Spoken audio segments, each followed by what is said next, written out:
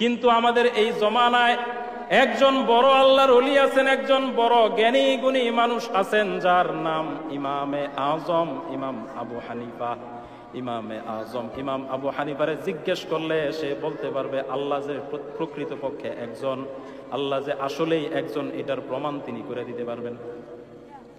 ইহুদি ডাক দিয়ে বলে, ঠিক আছে ইমাম আবু হানিফারে নিয়ে আসো, দেখি কেমনে প্রমাণ করে।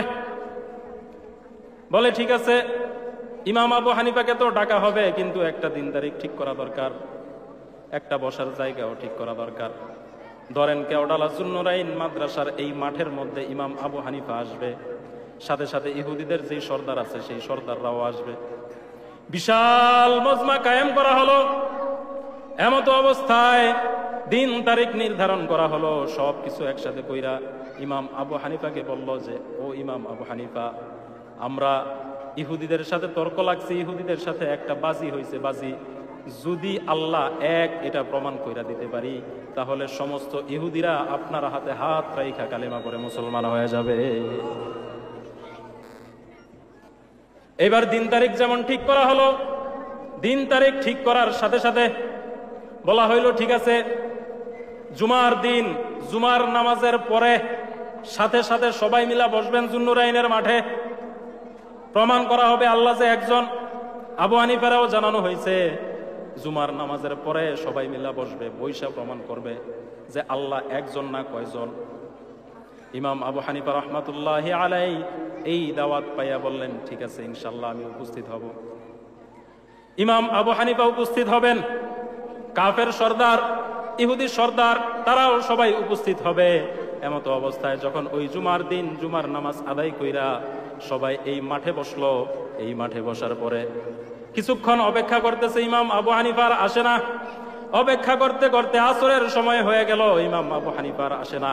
আসরের সময় পার হয়ে মাগরিবের সময় হয়ে গেছে, ইমাম আবু হানিফার আসে না। মাগরিব হবে হবে ভাব, এমন সময় ইমামে আজম ইমাম আবু হানিফা রহমাতুল্লাহি আলাইকে দেখা যায় জুতা বগল দাবা কইরা ওই যে রাস্তা দিয়া, ওই রাস্তা দিয়া হাইটা হাইটা সামনে আসতেছে। ইমামে আজম ইমাম আবু হানিফা রহমাতুল্লাহি আলাই যখন আসলেন, আসার পরে কাফেররা যারা আছে খুশি না বেজার? কাফেররা যে আসছে, এতক্ষণ দেরি করছে, এই দেরিতে কি তারা খুশি হইব না রাগ হইব? এখন যখন ইমাম আবু হানিফা রহমাতুল্লাহি আলাই আসছেন, আসার পরে বলতেছেন যে ঠিক আছে আজকে কিসের জন্য ডাকছিলা, মিটিং কিসের? বলে ইমাম আবু হানিফা, মিটিং কিসের এই কথা পরে হবে, আগে জবাব দাও। তুমি বলছো জোহরের সময় আসবা, জুমার সময় আসবা, এখন কি জোহরের সময় নেই? তোমার তুমি কথার জবানই ঠিক নাই, তুমি কিসের ইমাম? তোমার কথার জবান ঠিক নাই। তুমি বলছো জুমার সময় আসবা, আর আসছো কখন? মাগরিবের সময়। এখন ইমাম আবু হানিফা রহমাতুল্লাহি আলাইহি বলতেছেন, আর মিয়া আগে কথা শুনেন, জবান ঠিক আছে না নাই পরে বুঝবেন, কথা শুনে নাই। বলতেছে কি কথা? আমি যে রাস্তা দিয়ে আসি, এই রাস্তা দিয়া একটা নদী পড়ে। তখন তো আর কাশপুর ব্রিজের মতো ব্রিজ ছিল না, মেঘনা ব্রিজের মতো ব্রিজ ছিল না, পদ্মা সেতুর মতো পদ্মা সেতুও ছিল না। এখন এই যে নদী, এই নদী পার হওয়ার জন্য তৎকালীন জমানায় শুধুমাত্র লঞ্চ, স্টিমার এগুলারও ব্যবস্থা নাই, শুধুমাত্র নৌকা দিয়ে পার হইতে হবে। এখন নদীর এমন স্রোত, এই স্রোতের মধ্যে কোনো নৌকা নাই, কোনো মাঝি নাই, কোনো মানুষ নাই, কিচ্ছু নাই। আমি একা একা আবু হানিফা দাঁড়ায় রয়েছি যে এই নদী পার হমু কিভাবে? তখন ইমাম আবু হানিফা রহমাতুল্লাহি আলাইহি বলতেছেন যে আমি আশেপাশে একটু দেখলাম, একটু ঘোরাঘুরি করলাম যে কোনো মানুষ আসেনি, কোনো মানুষ যদি থাকে তার কাছ থেকে একটু সাহায্য সহযোগিতা নিলাম। আমি যখন একটু দূরে গেছি তখন ঠাস করে একটা আওয়াজ হলো। কিসের আওয়াজ? দৌড়ে গিয়ে দেখি যে একটা গাছ সুন্দর মতো কাইটা নিচে পড়ে রয়েছে। তো গাছ একটা নিচে কাইটা পড়ে রয়েছে, গাছ কাটলো কেনা? যখন এইটা খোঁজার জন্য আবার এদিক সেদিক গেলাম, তখন আইসা দেখি গাছটা সুন্দর করে চিরা কাইটা কাঠ হয়ে গেছে। যখন কাঠ হয়ে গেছে তখন আবার চিন্তা করলাম, আরে এত সুন্দর করে কাঠ কেমনে কাটলো, কে কাটলো এই কাঠ? যখন এই কাঠ কাটুই না লোক না পাইলাম না, তখন আবার একটু ছোটাছুটি করলাম, দেখা দেখি করলাম যে আশেপাশে কেউ আছে কিনা। দেখলাম যে না, কেউ নাই। কিন্তু আমি যখন আসলাম, আসার পরে এমন এক জিনিস দেখলাম যে এই জিনিস দেখা তাজ্জুব হয়ে গেছে।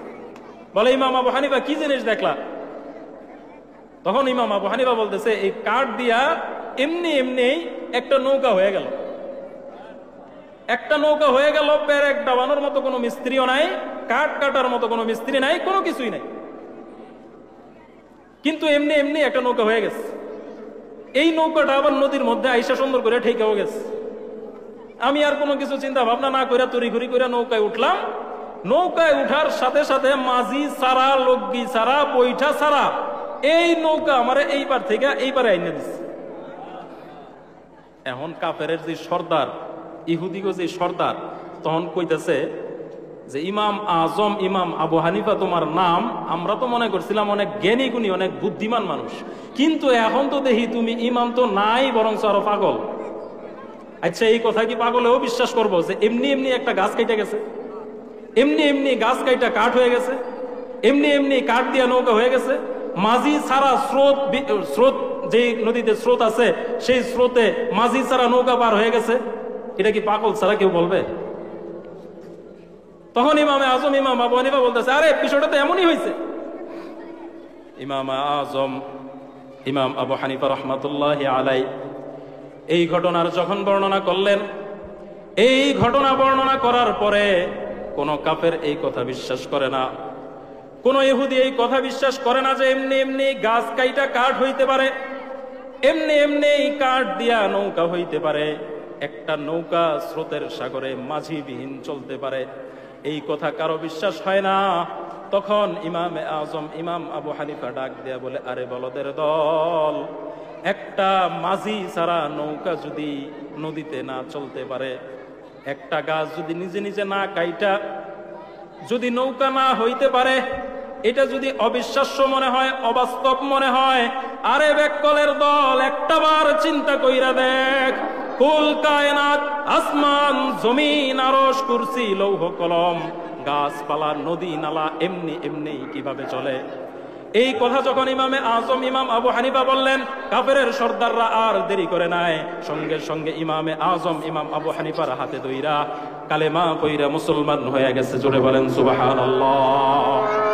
একটা গাছ যদি এমনি এমনি না কাঠ হইতে পারে, একটা কাঠ দিয়া যদি এমনি এমনি নৌকা না হইতে পারে, একটা নৌকা যদি মাঝি ছাড়া না চলতে পারে, এই কুল কায়নাত, আসমান জমিন, এই আসমানের মধ্যে কত তারকা, এই আসমানের মধ্যে চন্দ্র আছে, সূর্য আছে, হাজার হাজার লাখ কোটি গ্যালাক্সি আছে, এত কিছু এই জমিনের মধ্যে শত শত প্রকারের গাছপালা আছে, শত প্রকারের পশু পাখি আছে, কত কত নদী নালা আছে, এই সমস্ত কিছু কিছু এমনি এমনি চলে।